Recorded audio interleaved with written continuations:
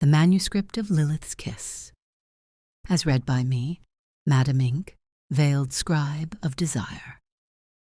You listen now, don't you? You want to know how love turns to horror, how ink becomes blood, and how a name can be carved into a soul. Sit still. Let me show you. It began with a dream, not the kind stirred by restless sleep, but something deeper, a calling, a pull from the marrow, vibrating through the ribs like a whispered name. Lilith. Elias felt her before he ever saw her, always just out of reach, like a word caught on the tip of the tongue. He didn't know how he knew her name, but he knew it was hers, and hers alone. He had given it to her in the silence of his heart, breathed it into the cold nights where longing suffocated him. She was written in him, and he, in time, would write her. It wasn't chance that led him to the shop. Nothing is ever by chance. The window showed nothing, yet something behind the glass called to him. A reflection, perhaps, but not of himself. Inside, the shop was thick with the scent of old paper and wilted flowers, time pressing against the walls, like a lover unwilling to let go. He found it without looking, as if it had waited for him. A stack of pages, loosely bound with black thread, nestled among forgotten relics. It seemed to pulse in the dim light. The cover bore no title, only a symbol, a rose, its thorns twisted into the shape of an eye. Inside, a note. To the one who dares, write what your heart cannot hold, and she will answer. He didn't hesitate. His heart already knew what it could not contain. At home, under flickering candlelight, he touched the pen. The ink flowed thick, black, fragrant like decayed roses. His hand trembled as the first words bled into the page. Lilith, with hair like midnight silk, eyes that drown, lips that know my name. The ink did not dry. It disappeared, devoured by the page like thirst quenched. A thrill ran through him, a sense of something ancient stirring. That night, he felt her. Not in a dream, no, something closer. The creak of the floorboards, the whisper of breath against his cheek, the warmth beside him in the cold bed. She was near. She was coming. He saw her more after that, in the cafe across from his building, walking beneath the glow of the city's flickering lights. She never looked his way, but he knew she felt it, the pull, the bond. Love doesn't need permission to begin. He followed softly, reverently, watching her move through the world that seemed now dim without her. You see me, don't you? He whispered, the manuscript open before him, the ink glistening wet.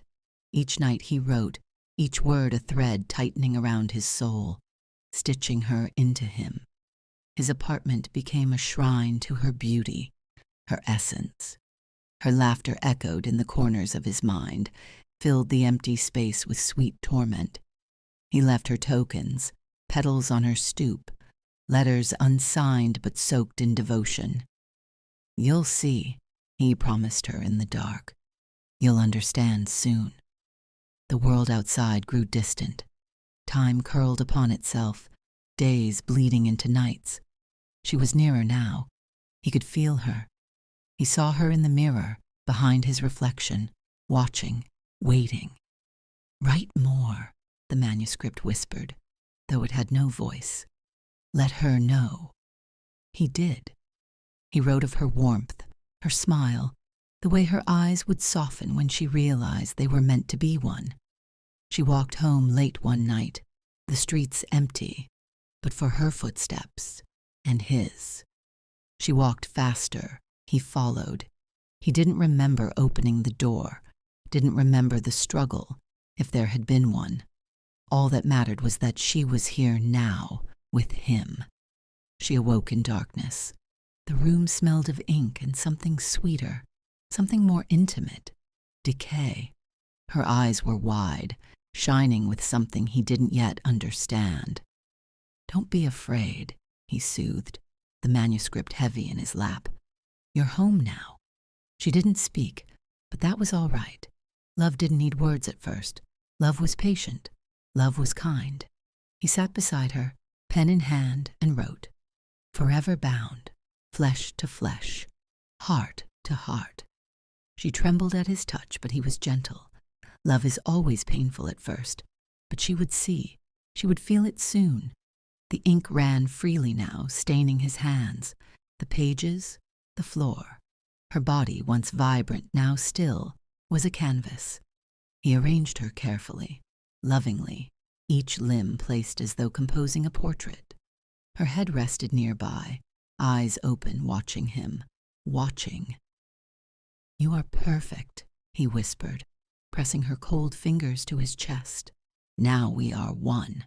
The manuscript was nearly complete. He didn't hear the knock at first. The manuscript needed him. It called for the final words. The door burst open. "Police, hands where we can see them." He didn't turn. He was writing. The room swam with shadows and stench. The officers froze, caught in the scene painted in blood and devotion.